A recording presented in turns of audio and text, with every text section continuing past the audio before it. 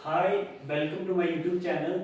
और आज हम स्टार्ट कर रहे हैं ऑर्गेनिक केमिस्ट्री। तो ऑर्गेनिक केमिस्ट्री का फर्स्ट चैप्टर है हमारा +1 का some basic principles of organic chemistry. Some basic principles of organic chemistry, और हम इसे शॉर्टकट में बोल देते हैं GOC. GOC means general organic chemistry.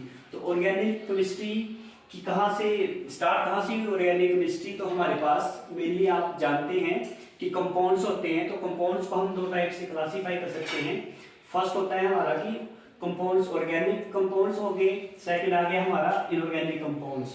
तो ऑर्गेनिक केमिस्ट्री से समझते क्या हो आप कि ऑर्गेनिक का मतलब होता है लिविंग थिंग्स, मतलब कि लाइफ। ऑर्गेनिक का मतलब होता है हमारे पास, ऑर्गेनिक का मतलब होता है लाइफ।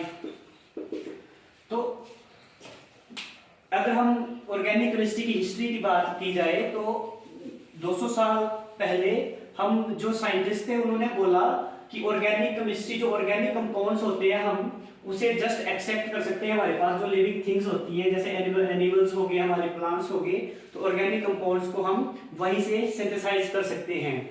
लेकिन जैसे जैसे आगे रिसर्च बढ़ती गई हमारी, तो ये जो थ्योरी है हमारी वो फेल होगी।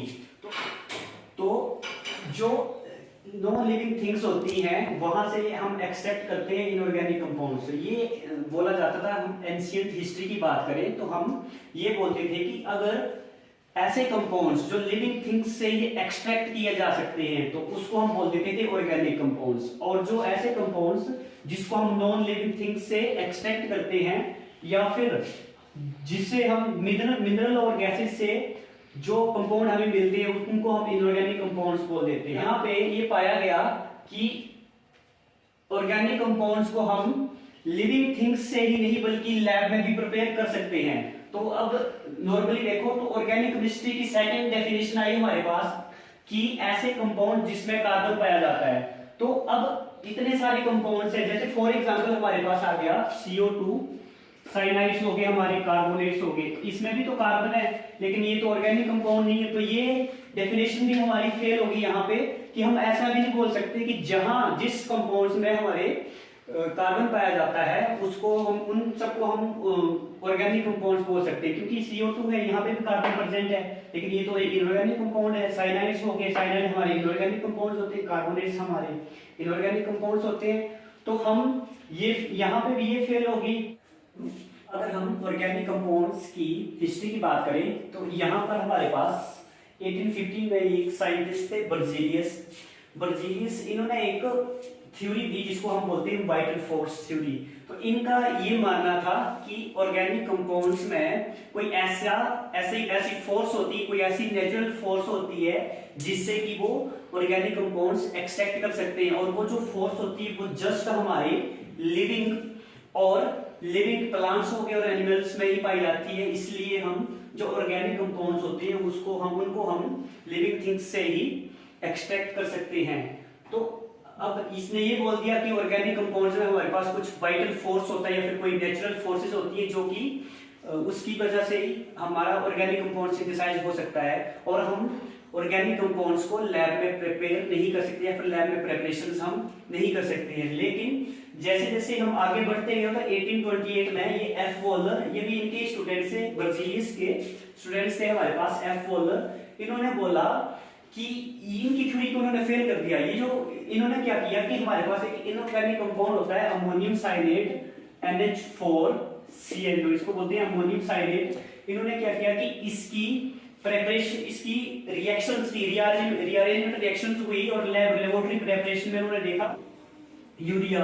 अब ये जो अमोनियम साइनेट है ये तो इनऑर्गेनिक कंपाउंड है, और इनऑर्गेनिक कंपाउंड से उन्होंने ये यूरिया बना दिया। और यूरिया जो है हमारा ये तो ऑर्गेनिक कंपाउंड है। तो ये जो फर्स्ट यहाँ पे देखो, ये जो यूरिया था ये कहां से आया था? इनऑर्गेनिक कंपाउंड से।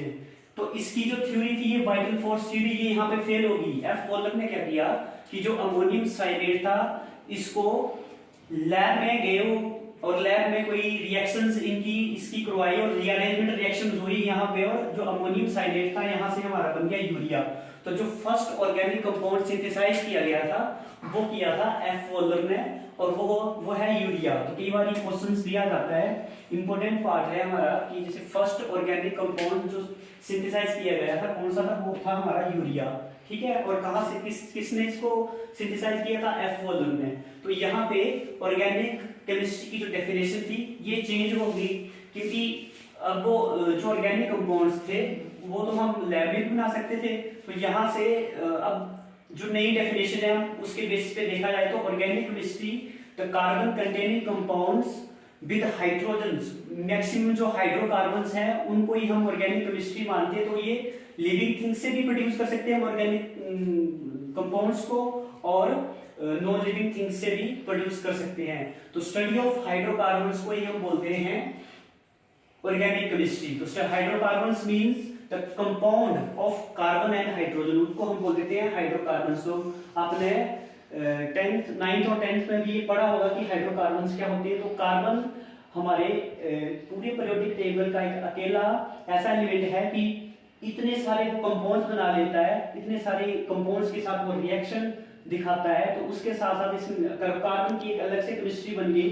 तो केमिस्ट्री ऑफ कार्बन्स हम बोल सकते हैं कि केमिस्ट्री ऑफ कार्बन जो होती है उसको ही हम ऑर्गेनिक केमिस्ट्री का नाम देते हैं। तो कार्बन जो है हमारे पास वो हाइड्रोजन के साथ कंपाउंड बनाता है, तो इसको हम हाइड्रोकार्बन बोल देंगे। या फिर यहाँ पे ऑक्सीजन भी हो सकता है, नाइट्रोजन भी हो सकता है, क्लोरीन भी हो सकता है, फ्लोरीन भी। मतलब कि जो हमारे इलेक्ट्रोनेगेटिव एलिमेंट होते हैं लाइक ऑक्सीजन, नाइट्रोजन और क्लोरीन, फ्लोरीन या फिर हैलोजन्स बोल देते हैं हम इनको। तो कार्बन के साथ इनके जो कंपाउंड होते हैं इनको हम ऑर्गेनिक केमिस्ट्री में स्टडी करते हैं। कार्बन को स्टेबल कॉन्फ़िगरेशन बनाने के लिए 4 इलेक्ट्रॉन्स चाहिए होते हैं। तो ये 4 अपने डोनेट कर नहीं सकता और ना ही 4 किसी से ले सकता है। तो ये क्या करता है कि म्यूचुअल शेयरिंग करता है। मतलब ये अदर एलिमेंट से क्या करता है कि अपने इलेक्ट्रॉन्स को दे देगा किसी अदर, जैसे मान लो हमारे पास कोई हाइड्रोजन है तो हाइड्रोजन का एक इलेक्ट्रॉन यहाँ पे ले लिया इसने, एक इसका ले लिया, एक यहाँ पे ले लिया और यहाँ पे ले लिया। तो हाइड्रोजन को भी 2 इलेक्ट्रॉन चाहिए तब ये स्टेबल स्टेट में जाएगा, और इसको भी इसके लिए 8 इलेक्ट्रॉन। तो ये म्यूचुअल शेयरिंग करता है। म्यूचुअल शेयरिंग मींस कि एक इलेक्ट्रॉन ये किसी और का ले लेगा, और मतलब ये बोलता है कि जो मेरे 4 इलेक्ट्रॉन है वो आपके रहे और वो किसी 4 के साथ लिंक कर जाता है। तो इस तरह से म्यूचुअल कोवेलेंट बॉन्ड होता है। म्यूचुअल शेयरिंग से यहाँ पे कोवेलेंट बॉन्ड होता है। तो इससे क्या होता है कि कार्बन की वैलेंसी पूरी हो जाती है, और इसको ही बोलते हैं टेट्रा वैलेंसी ऑफ कार्बन। ये जो टेट्रा वैलेंसी इसकी वजह से ये सबसे ज्यादा इतने ज्यादा कंपाउंड्स बना सकता है। और एक और इसकी स्पेशल प्रॉपर्टी होती है जिसको हम बोलते हैं कैटिनेशन। कैटिनेशन कैटिनेशन ये एक प्रॉपर्टी है इसकी कार्बन की, जिससे कि ये एक सेल्फ लिंकिंग, एक बहुत मतलब लंबी लंबी स्टेट चेन्स बना लेता है, ये ब्रांचिंग कर सकता है। मतलब कि कार्बन के साथ ही ऐसे स्ट्रेट चेन बना लेगा या फिर ये ब्रांचिंग बना लेगा। तो इसको ही हम बोलते हैं सेल्फ लिंकिंग। मतलब सेल्फ लिंकिंग प्रॉपर्टी जो होती है किसी भी कंपाउंड्स, किसी भी एटम्स की या फिर किसी भी एलिमेंट्स की, उसको बोल देते हैं कैटिनेशन। तो इसकी वजह से भी इसके बहुत सारे कंपाउंड्स बन जाते हैं। सेल्फ लिंकिंग प्रॉपर्टी को ही हम बोलते हैं कैटिनेशन। तो इसकी वजह से भी इतने सारे कंपाउंड्स बना लेता है। अब हम नेक्स्ट देखते हैं कि इंपोर्टेंस ऑफ ऑर्गेनिक केमिस्ट्री। हम ऑर्गेनिक केमिस्ट्री को स्टडी क्यों करते हैं। तो उसके लिए हमें पता है कि ऑर्गेनिक केमिस्ट्री एक इतनी वाइड फील्ड है कि ये हर जगह यूज होती है। जैसे हमारा पॉलीमर्स है तो वो ऑर्गेनिक केमिस्ट्री में आते हैं। पॉलीमर्स ऑर्गेनिक केमिस्ट्री, जितने पॉलीमर्स है ऑर्गेनिक केमिस्ट्री में आते हैं। फिर मेडिसिनल केमिस्ट्री आ गई हमारी, वो भी ऑर्गेनिक से ही, मतलब इसको दोबारा करना। तो इम्पोर्टेंट क्यों है इतनी ऑर्गेनिक केमिस्ट्री, क्योंकि नॉर्मली हमें पता है कि जैसे हमारी लिविंग थिंग्स होगी। जैसे अब मान लो कि हम अपने ह्यूमन बॉडी की बात करते हैं तो वहाँ पे जो हमारे अमाइनो एसिड्स हो गए, जितने भी बॉडी में पाए जाते हैं, ये ऑर्गेनिक कंपाउंड है सारे। फिर दूसरी बात आती है हमें कि जैसे हाइड्रोकार्बन्स है हमारे, फ्यूल्स हो गए सारे, पेट्रोल हो गया, तो ये भी ऑर्गेनिक केमिस्ट्री से ही सिंथेसाइज करते हैं, ऑर्गेनिक कंपाउंड से ही बनते हैं। फिर हमारे इतने सारे पॉलीमर्स आ गए, सारे ऑर्गेनिक केमिस्ट्री में आते हैं। मेडिसिन्स आ गई सारी, ये भी केमिस्ट्री में आते हैं। इंडस्ट्रीज में भी ऑर्गेनिक केमिस्ट्री का एक बहुत बड़ा रोल है। तो इसलिए हमें इसको स्टडी करना पड़ता है। सो ये था हमारा इम्पोर्टेंट ऑफ ऑर्गेनिक केमिस्ट्री। तो आज का लेक्चर यहीं पे ख़त्म करते हैं। Thank you. ठीक है।